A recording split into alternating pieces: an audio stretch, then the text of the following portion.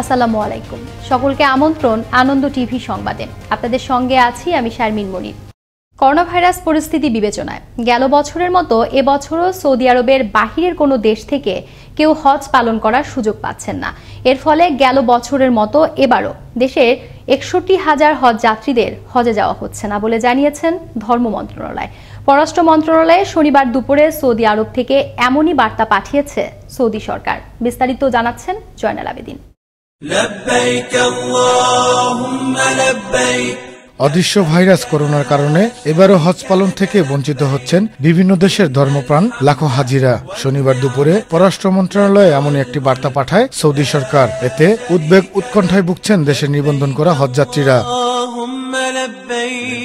আনন্দ টিভির সাথে একান্ত সাক্ষাৎকারে ধর্ম প্রতিমন্ত্রী ফরিদুল হক খান উদ্বেগের সাথে জানান, করোনা মহামারীর কারণে এবারও বঞ্চিত দেশের হাজারো হজযাত্রী। গতকালকে আমরা দুপুরে পরপর 3টার দিকে আমরা সৌদি সরকারের পক্ষ থেকে টেলিফোন এসেছে আমাদের পররাষ্ট্রমন্ত্রী মহোদয়ের কাছে এবং আমাদের ধর্মমন্ত্রণালয়ের সচিব সাহেবের কাছে। তারা বলেছেন এটুকু যে গত বছরের ন্যায় এবারও হজ পালিত হবে। অন্য কোনো দেশ থেকে এইভাবে লোক নেওয়া সম্ভব না, যেহেতু সারা বিশ্বের যে মহামারী, এই মহামারীর আকার আগের চাইতে এখন একটু খারাপ অবস্থা এবং সৌদি আরবেও সে একই অবস্থা। যে কারণে এবার তারা নিতে পারছেন না হজে কোনো লোক এবং সেজন্য তারা আন্তরিকভাবে দুঃখ প্রকাশ করেছেন। এ সময় তিনি যারা এ পর্যন্ত নিবন্ধন করেছেন তাদের প্রতি সমবেদনা জানান। আর এখন আমাদের ধর্মপ্রাণ মুসলমান ভাই যারা অর্থ আজকে 2 বছর 3 বছর জমা দিয়ে রেখেছেন হজে যাবেন, অবশ্যই তাদের মনে অনেক কষ্ট। তারা বুঝে, তাদের মনের যে ভাব এটা আপনাদেরকে বোঝাতে পারবো না। তাদের যে ধর্মীয় অনুভূতিটা কি জিনিস সেটা মারাত্মক। আমরা সেভাবেই আমাদের যারা হজ যাত্রী যাদের যাওয়ার কথা ছিল তাদেরকে আমরা ইনফরমেশন দিচ্ছি এবং এটা এবার বছর আর হবে না, এটাই হলো বাস্তব সত্য। অদৃশ্য এই ভাইরাসের কারণে শুধু বাংলাদেশি নয়, বহির্বিশ্বেও অসংখ্য মুসলমান বঞ্চিত হচ্ছে এবারের হজ পালন থেকে। তবে অদৃশ্য করোনা ভাইরাসের কবল থেকে মুক্তি পাবে পুরো দেশ ও পুরো বিশ্ব, এমনটাই চাওয়া বিশ্ববাসীর।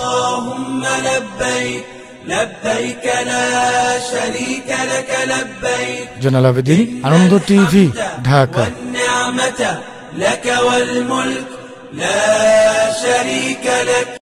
কুষ্টিয়ায় কাস্টমস মোড়ে একটি 4তলা ভবনের সামনে থেকে পুলিশের এক এএসআই গুলি করে তার সাবেক স্ত্রী আসমা এবং আসমার বর্তমান স্বামী শাকিল ও পুত্র রবিনকে হত্যা করেছে।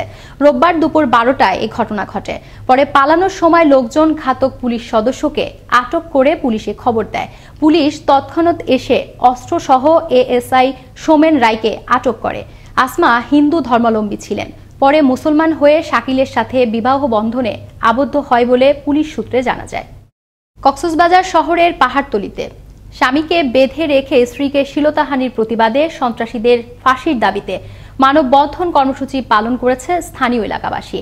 রোববার সকাল 11টায় শহরের পাহাড়তলি এলাকায় মানববন্ধন কর্মসূচি পালন করা হয়। এ সময় বক্তারা শহরের চিহ্নিত সন্ত্রাসী ইয়াবা কারবারি, একাধিক মামলার আসামি নূর মোহাম্মদ সহ ঘটনার সাথে জড়িত সকল সন্ত্রাসীদের ফাঁসির দাবি করেন। ওয়াশিং মেশিনের নতুন আরেকটি প্রোডাকশন লাইন চালু করল ওয়ালটন, যেখানে তৈরি হবে অত্যাধুনিক প্রযুক্তির টপ লোডিং ওয়াশিং মেশিন। এর ফলে ওয়ালটন ওয়াশিং মেশিন কারখানায় প্রোডাকশন লাইনের সংখ্যা দাঁড়ালো 2টিতে। 5 লাখ বর্গফুট আয়তনের ওয়ালটন ওয়াশিং মেশিন কারখানার মাসিক উৎপাদন ক্ষমতা বর্তমানে 50,000 ইউনিট। শনিবার গাজীপুরের চন্দ্রায় ওয়ালটন হাইটেক ইন্ডাস্ট্রিজ লিমিটেডের কারখানায় নতুন প্রোডাকশন লাইনের উদ্বোধন করেন প্রতিষ্ঠানটির পরিচালক তাহমিনা আফরোজ তান্না।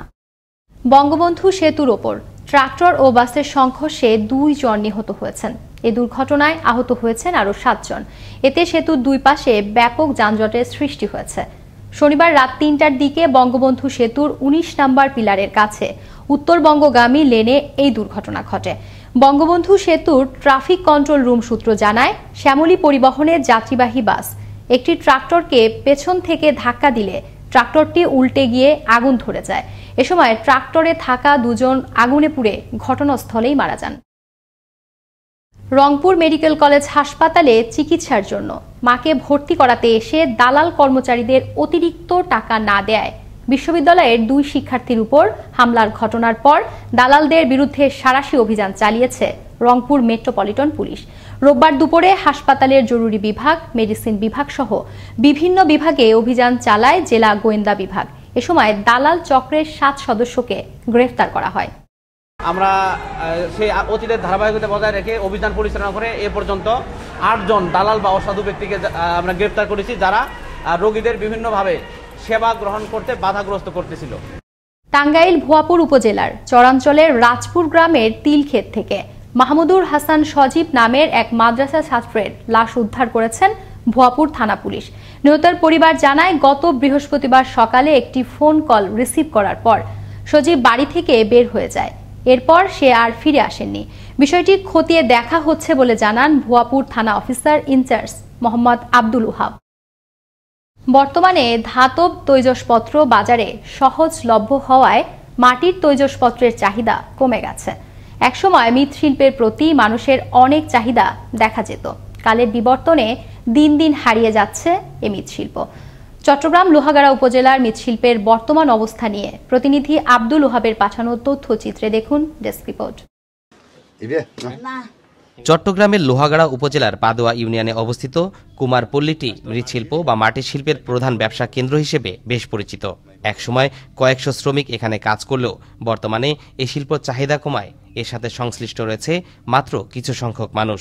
তো এখন অভাবের কারণে এখন হামিং গরিব নহারে কেউ ব্যবসা বাণিজ্য করে আরা রোগে আরা গরিব যে কিন্তু এখন গরিব আরা পোষান্য পারে।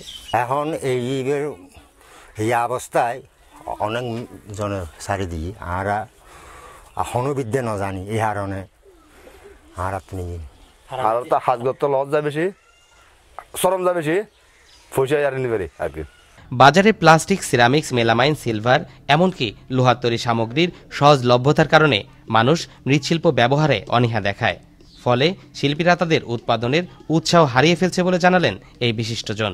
এই শিল্পগুলি যদি সরকারিভাবে সঠিক পৃষ্ঠপোষকতা করা হয় তাহলে আমরা আমাদের নিজেদের চাহিদা মিটিয়ে এই উৎপাদিত পণ্য আমরা বিদেশে রপ্তানি করতে পারি। প্রাচীন এ শিল্প রক্ষায় উপজেলা প্রশাসনের পক্ষ থেকে সকল প্রকার সুযোগ সুবিধা দেওয়ার কথা বললেন উপজেলা নির্বাহী কর্মকর্তা। মৃৎশিল্পটাকে আবার জাগিয়ে তোলা, এই বিষয়ে আমরা আমাদের সরকারি পক্ষ থেকে, আমার উপজেলা প্রশাসনের পক্ষ থেকে আমরা তাদেরকে আর্থিক সহযোগিতা, প্রশাসনিক সহযোগিতা, সব সহযোগিতাগুলো আমরা করতে আগ্রহী। মাটির শিল্প আমাদের ইতিহাস ঐতিহ্যের ধারক ও বাহক, কিন্তু বর্তমানে ধাতব তৈজসপত্র বাজার দখল করেছে। তাছাড়া ধাতব তৈজসপত্রের স্থায়িত্ব বেশি হয় মানুষ মাটির শিল্প ছেড়ে দিয়েছে। তবে সরকারিভাবে উদ্যোগ নিয়ে এ পেশাকে বাঁচিয়ে রাখা প্রয়োজন বলে মনে করেন বিশিষ্টজনরা। তরিকুল ইসলাম, আনন্দ টিভি, ন্যাশনাল ডেস্ক। জয়পুরহাটে উন্নতি হয়নি করোনা পরিস্থিতি। গত 24 ঘন্টায় এই জেলায় আরও 57 জন করোনা রোগী শনাক্ত হয়েছে। একই সময়ে মৃত্যু হয়েছে আরও একজনের।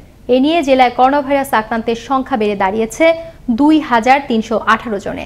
Civil surgeon doctor Wajed Ali এ তথ্য নিশ্চিত করেন। এদিকে জয়পুরহাটের 2 পৌরসভায় বিকেল 5টা থেকে সকাল 6টা পর্যন্ত বিধিনিষেধ কঠোরভাবে পালন করছে পুলিশ প্রশাসন। পটুয়াখালীর গলাচিপায় ভার্চুয়াল নয়, স্বাস্থ্যবিধি মেনে আদালতের সকল কার্যক্রম নিয়মিত করার দাবিতে আইনজীবীরা মানববন্ধন করেছে। রোববার জেলা আইনজীবী সমিতির আয়োজনে সকাল 11টার দিকে বিজ্ঞ সিনিয়র জুডিশিয়াল ম্যাজিস্ট্রেট আদালত প্রাঙ্গণে এ মানববন্ধন অনুষ্ঠিত হয়। ভার্চুয়ালের কারণে আইনজীবীরা সহ আইনি সহায়তা প্রত্যাশী সাধারণ মানুষেরাও আজ অতিষ্ঠ জানিয়ে সকল কার্যক্রম নিয়মিত করার দাবি করেন। এই ছিল এখনকার মতো। আনন্দ টিভি সংবাদ দেখুন প্রতিদিন বিকেল 5টা 30 মিনিট এবং রাত 9টা 30 মিনিটে। আনন্দ টিভির সঙ্গে থাকার জন্য সকলকে ধন্যবাদ।